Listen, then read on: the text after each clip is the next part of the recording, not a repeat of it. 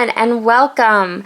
So this is going to be our third video of our Rediscover Your Stash series that I'm doing with Khristina Sorge. And today we are going to tackle rub-ons. So we had a lot of people, a lot of commenters, comment that they would like us to do layouts with rub-ons, so that's what we're going to tackle today. I'm also going to be creating a layout for Mercy Tierra's 27-day challenge on her Facebook page. So I'm going to start by layering up some 6x6 paper pads, and or 6x6 papers on my layout. But while I get started on that, let me talk to you a little bit about rub-ons. So I don't have a lot of rub-ons. In fact, when I went through my stash, I really just had this one pack, very, very old and ancient, from Basic Gray's Curio line. So that's what we went with. So I grabbed all of the Curio odds and ends and bits and pieces I had in my stash, and that's the collection we're going to go for. So I did pull out a bunch of other embellishments, but I really, surprisingly, only ended up using rub-ons on this layout and a couple little new products too. But there's no stickers, there's no brads. I really used paper and a little bit of some Nouveau crystal drops, which you'll see at the end, and the rest of it is just my rub-ons.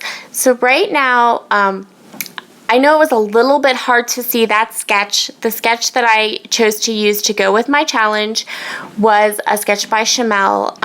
One of my very favorite sketches to use are usually by her if I can just pick a sketch to use. I'm usually going to pick one by her because I think they're really fun and very much in line with the way that I like to scrapbook. So for the challenge at the Mercy 27-day challenge at from Mercy Tierra is to use a 5x7 photo of yourself that is black and white, and that's exactly what I did. And then it was to use a 6x6 paper pad. One piece of paper had to be a floral and one had to be a stripe. So I kind of will say that I took some artistic liberties with that striped paper, but I think there's some stripes in there, so we're okay. It might be stripes in lace, but just stripes and stripes. So I'm just going to go ahead and go through my rub-ons now, and I'm going to choose one to put directly onto my photo. So these rub-ons are old, but I will say this. They didn't dry out. They rubbed on very, very well without giving me any problems, and I was pretty positive they were going to give me problems. I had like a plan C and a plan D in case they didn't rub on well, but they rubbed on very well. So if you have some older Basic Gray rub-ons in your stash, I'm gonna say you're probably still good to go and to use them. So I start to rub this flower onto the edge of my photo, and my desk is gonna shake a bit, so I'm gonna go away here for a second and tighten the screws on my drafting table because they come untightened. And then there still is a little shake, but it's not near as bad as it would have been if I had left it. So after watching all the Rediscover Their Stash videos, you're probably thinking that I must have such a huge hoarded amount of paper and supplies, because this is the second time I've pulled a really old Basic Gray collection out. And I will say this, I really don't. I have a pretty small stash, but I also purge my papers quite often and give away a lot of stuff, but I have always hung on to and kept all of my Basic Gray lines and all of my Webster's Pages lines. Those, and I don't even know that I would necessarily use them, but they're just, I love them. And every time I flip through the papers and the collections that I have from those two companies, I can't ever part with them. So I'm super excited that this is the second layout that I've gotten to pull that Basic Gray stash out and use some of it, because I really don't know that I would actually get it out and use it. I think that I would maybe just keep flipping through it and going, I love this, I'm not giving it away. I love this, I'm not giving it away, but never actually use it. So I really don't have, like I said, I really don't have a huge stash, but I do have a fairly decent collection of both Basic Gray and Webster's Pages lines, and they're at the bottom of my paper tower, and I feel like I collect them and not really use them. So I'm, like I said, really happy I'm getting to use some of these. So what I did was I punched 1-inch squares out of with my 1-inch Creative Memories punch, and then I'm going to go ahead and create these triangle borders. And then over the triangle borders, I'm just going to take some of these really small rub-ons and scatter them along the borders. I thought it added some interest and some color, and there was a lot of like smaller rub-ons in this rub-on collection.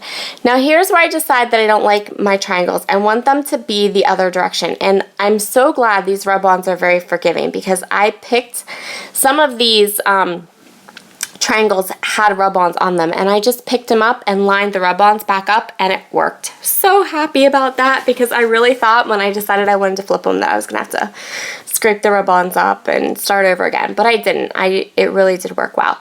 So I'm just gonna go ahead and continue to punch these 1-inch squares, cut them in half, and then I decided I need to take a break, so I'm gonna grab my journaling. I printed my journaling out on the computer, and this layout, white is not gonna go. Not even intentionally trying is white gonna go. So I took my white cardstock I'd printed my journaling on, and I'm just gonna color it with my Vintage Photo Distress ink, and I also, you saw me like smush it up in my hand to make it look kind of old and antique-y, and so that will be my journaling. Now here I have finished all 3 of those triangle shaped borders, and I also took some of that Vintage Photo Distress ink and I colored some white fun foam with it. So I'm just going to show you here how I did it. So what I did was I colored it exactly like I'm showing you here, but then I left it dry because of course it's ink and I wanted it to dry completely and to dry really, really well before I attempted to put a rub-on on top of it. And now I'm going to go ahead and I'm going to attempt to make some homemade puffy stickers. I love this. This is not a new idea. It is not my idea. It actually came from Irene Landgraf a number of months ago. She posted in a group and then had some on a video that she did. And I've only ever seen her do it once, just that one time. But I kept it in my head as something that would possibly be really fun to try. And so that's what we're going to do now. So I'm going to lay these rub-ons. I'm not going to make you watch me lay them all out. I took my time. I was very careful. And I made sure to burnish them really, really well. And then I fussy cut them. So I was very, very careful when I fussy cut them out. And at one point, a couple of them did try to like wrinkle up on the foam. And so you'll see here, because it's going to happen to this medallion piece I'm cutting now. When it did start to do that, all I did was I grabbed a little bit more of my burnishing material, which is the back of the rub-on sheet, and I just burnished it really, really good. Now, there is also in this video quite a bit of headshots, which I apologize for. I think it was because of what I was working with. I was working with so many rub-ons and I wanted to be able to see them and to make sure they were adhering well. You really have to get like up on top of them, which means my fuzzy head made an appearance in this video a couple of times. So right here was I took this frame that was a rub-on and I cut it in half. So I'm going to use it just like you would use a die cut frame, and I'm going to put half of it on one side of the picture and half of it on the other side of the picture. Now I'm going to start to work on this area beside my photo. I'm going to start, hold on, what am I doing? Oh, so I'm going to start by working on this journaling card, and this is another great technique for rub-ons. So I'm not using my bone folder. I'm just using my finger, and I don't want the rub-on to get all the way onto my journaling. I just want a little peek of it, a little touch of it. And so that was all I did was I took my finger and used my finger just to rub on, and then of course it's going to stick, and I left it. It's not going to rub on perfectly, but I left it so that it didn't rub on perfectly, and it turned out really nice. I really like that technique, especially if you're working with something that you want to look old. So now we're going to just pop everything up on Fun Foam because I don't want this layout to be flat. So my puffy stickers that I created have a little bit of dimension to them, and I'm going to give them even more dimension. And I'm going to do that because I'm going to go ahead and put some Fun Foam behind my journaling, and then I'm going to decide I want to layer those two pieces on top of each other, which means I'm going to need another extra layer of fun foam that's going to go behind the bird and behind those flowers. And I'm not sure that it shows up really well in the video, but in person, this part of this area of embellishment that I'm working with right now, it really pops up off the page. Like it casts some really nice shadows, and it really pops really good up off the page. I'm also here discovering that the fun foam that I bought, my tape runner won't stick to it. So there was lots of extra gluing going on in this layout as well.